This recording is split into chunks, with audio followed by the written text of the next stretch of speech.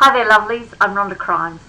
I'm a life and leadership coach supporting everyday people just like you to reflect and rework your everyday stories so you can step into the everyday leadership of your families and communities and create meaningful and compelling and fruitful lives every day. I'm continuing our journey into the gifts of imperfection with Brené Brown, breaking up the book into bite-sized chunks Mondays through Fridays with short videos. It's my hope that in doing this you can watch or listen on the fly instead of having to find too much time, as well as reading the book. So today let's talk about the third of the three gifts of imperfection, connection. Now, I believe it's pretty well known and widely accepted from neuroscience research that we as humans are hardwired for connection. Brené Brown states, it's in our biology. From the time we are born, we need connection to thrive physically, spiritually, and intellectually. Let's just look at the word itself for a moment. It comes from the Latin connectere, a combination of con, the word for together, and nectere, meaning bind. Brené defines connection as the energy that exists between people when they feel seen, heard, and valued, when they can give and receive without judgment, when they derive sustenance and strength from relationships. With a definition like that, it's easy to understand why connection is so crucial to our very being. It becomes clearer why we run the risk of extreme discomfort when we feel disconnected, or worse, when we're under the misguided assumption that there is connection, when in reality we're not. In the book, Brené alerts us to imposters for connection, technology and communication. Technology, for instance, has become a kind of imposter for connection, making us believe we're connected when we're really not. At least, not in the ways we need to be. She goes on to clarify, we've confused being communicative with feeling connected. Just because we're plugged in doesn't mean we feel seen and heard. I'm sure all of us can recount times when we've either been on social media or in physical groups that we're indeed members of, but there's no real connection. We feel no more than a name or a number. She also shares how families can be out together and every member is on their own phone. I know this began to happen in my own home recently, and it was Kobe who pointed it out to us. We'd sit down to our evening meal and our phones seemed to always come to the table with us, and then a notification would pop up and gradually we would disengage from each other and focus on the phones. The dopamine hits to our brains, luring us further and further until we numbingly completed our meals and totally ignored each other.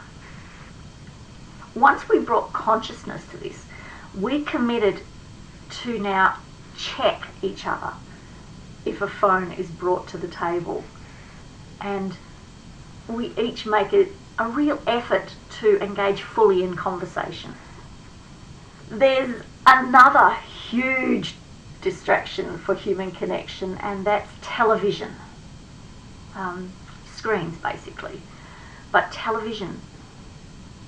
I wonder how many you have in your house all competing for your attention or the attention of the people that you're trying to connect with.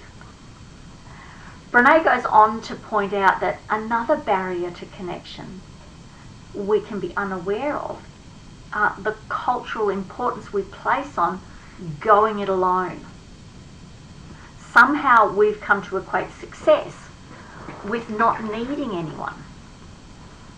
This is another spot in the book that forced me to stop reading. I know I'm a subscriber to Self-Sufficiency, and she's telling me it's a myth.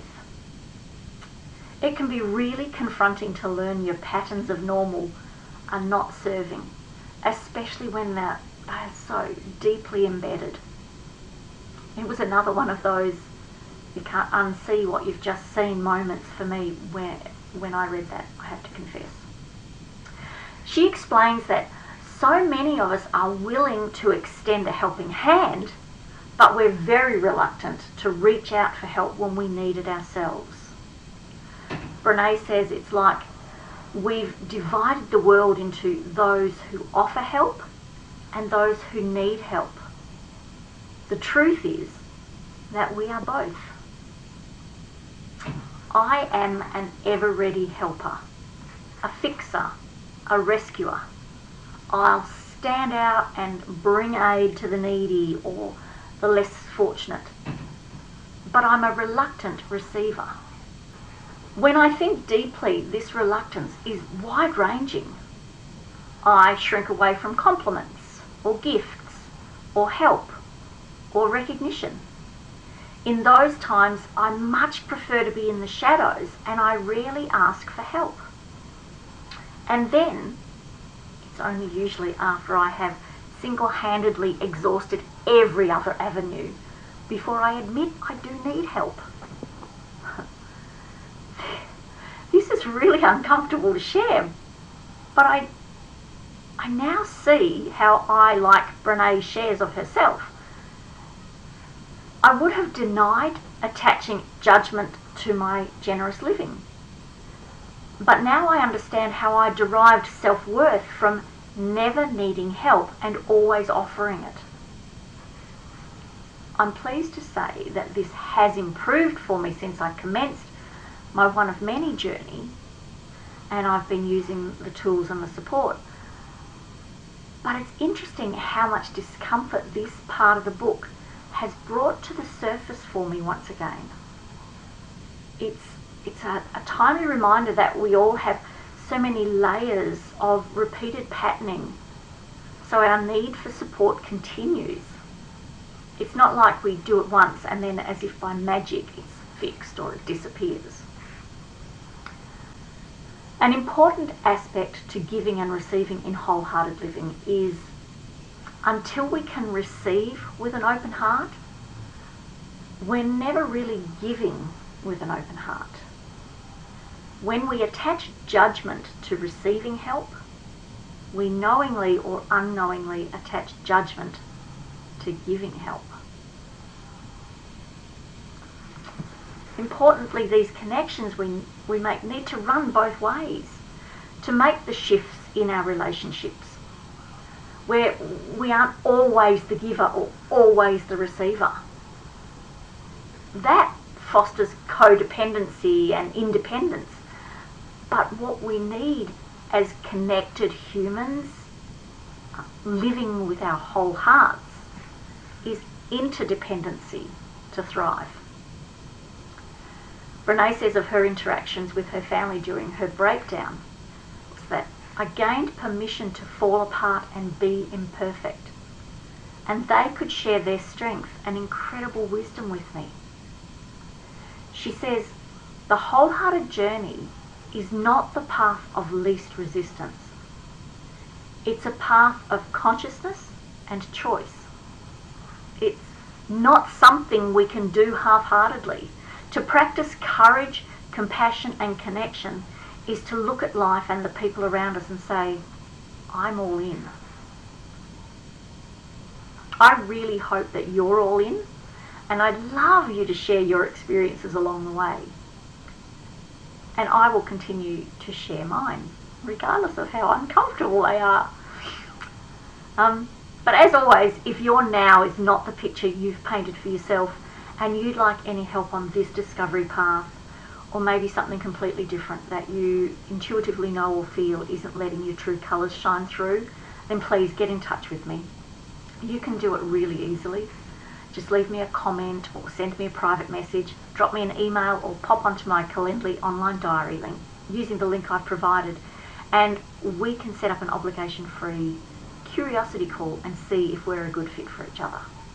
Much love till next time.